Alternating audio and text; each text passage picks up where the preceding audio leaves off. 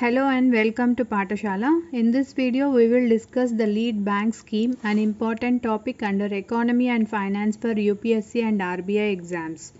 Lead bank scheme was introduced by the Reserve Bank of India in 1969 under the recommendations of both the Gartgill Study Group and Nariman Committee. Based on the recommendations of the Gartgill Study Group on organizational framework for the implementation of social objectives submitted in its report in October 1969, it is found that the commercial banks did not have adequate presence in the rural areas and also lacked the required rural orientation.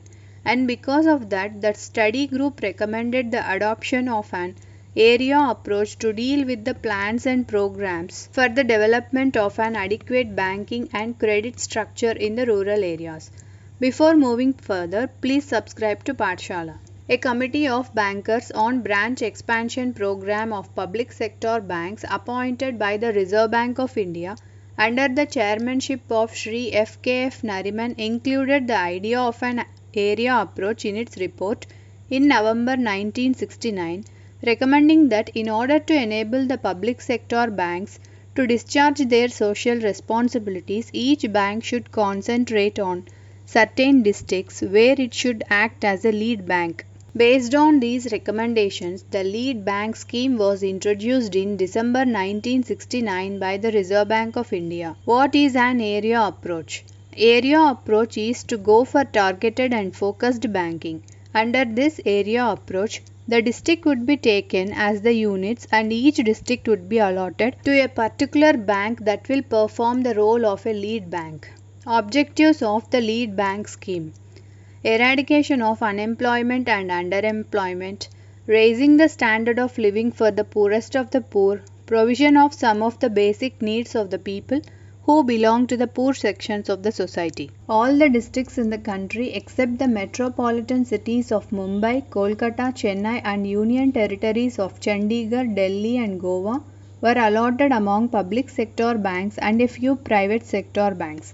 Later, the Union Territories of Goa, Daman and Diu and also the rural areas of Union Territories of Delhi and Chandigarh have been brought under the lead bank scheme. The next step in the development of the lead bank scheme was the constitution of District Consultative Committee in all the districts. This is done to facilitate coordination activities of all the banks and financial institutions and government departments. The next step in the lead bank scheme is the creation of a district credit plan and implementation. In this district credit plan, some sectors which were neglected previously were given priority status and the banks were asked to provide credit to these sectors. The next step in the lead bank scheme is the village adoption scheme. Under this, the bank adopted some villages in their command area for intensive lending. Inactive status of the lead bank. The lead bank scheme became inactive due to various reasons. It cannot achieve its targets due to the shift in policies and complex operations and also due to the issue of shifting towards financial inclusion.